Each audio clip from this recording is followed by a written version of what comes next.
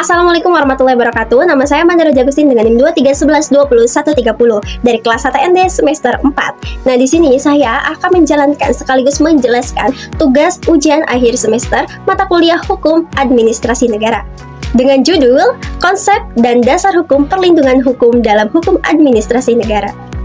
Perlindungan hukum dalam konteks administrasi negara merupakan bagian penting dalam menciptakan tatanan pemerintahan yang adil, akuntabel, dan berpihak pada kepentingan rakyat.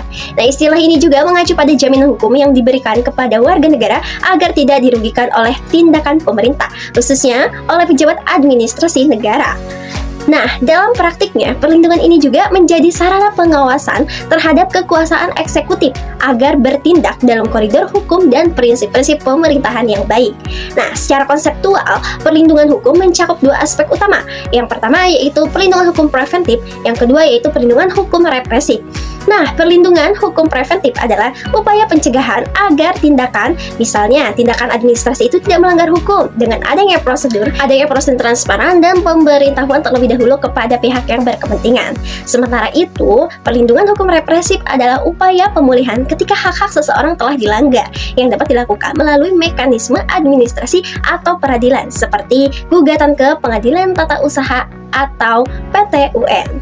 Nah, di sini juga ada manusia sebagai subjek hukum, yang dimana bentuknya itu merupakan preventif dan juga represif.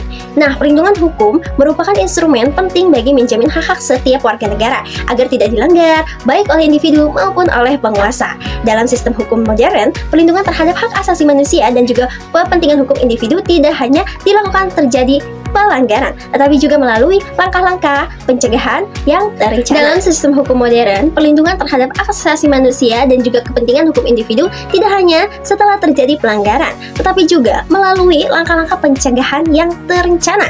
Oleh karena itu, perlindungan hukum secara umum dapat diklasifikasikan menjadi dua bentuk utama, yakni perlindungan hukum preventif dan juga hukum represif. Nah, perlindungan hukum preventif ini, teman-teman, dia adalah upaya yang dilakukan untuk mencegah timbulnya pelanggaran hukum, untuk mencegah suatu kerugian besar yang benar-benar terjadi. Bentuk perlindungan ini juga bersifat antisipatif, yaitu menciptakan sistem yang memungkinkan individu memahami hak dan juga kewajiban sejak awal, serta mampu menghindari tindakan-tindakan yang berpotensi menimbulkan hukum konflik. Nah, dengan adanya perlindungan preventif ini, sistem hukum berfungsi tidak hanya penegakan keadilan, tetapi juga sebagai mekanisme pengendalian sosial. Nah, contoh konkretnya, perlindungan preventif dapat ditemukan dalam penyusunan regulasi yang jelas, konsisten, dan juga mudah dipahami. Regulasi yang ambigu atau multitafsir justru dapat menimbulkan keracuan dan juga pelaksanaannya yang beresiko menimbulkan pelanggaran. Nah, selain itu, mekanisme penyuluhan dan juga sosialisasi hukum kepada masyarakat juga termasuk bagian dari perlindungan preventif. Penegakan keadilan, tetapi juga sebagai mekanisme pengendalian sosial. Nah, contoh konkretnya, perlindungan preventif dapat ditemukan dalam penyusunan regulasi yang jelas, konsisten, dan juga mudah dipahami. Regulasi yang ambigu atau multitafsir justru dapat menimbulkan keracuan dan juga pelaksanaannya yang beresiko menimbulkan pelanggaran. Nah, selain itu, mekanisme penyuluhan dan juga sosialisasi hukum kepada masyarakat juga termasuk bagian dari perlindungan preventif. Perlindungan hukum represif. Nah, perlindungan hukum represif ini dia tuh berbeda dengan bentuk preventif.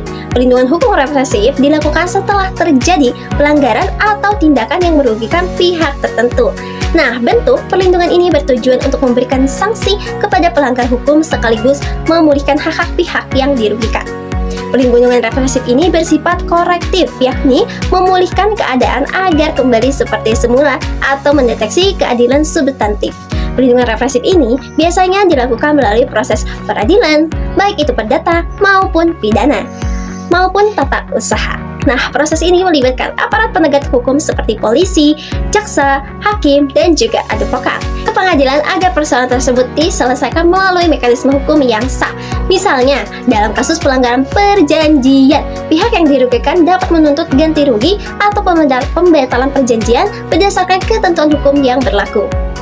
Baik, cukup sekian pemaparan materi dari saya. Kurang lebihnya mohon maaf. Bila ada kesalahan, wassalamualaikum warahmatullahi wabarakatuh.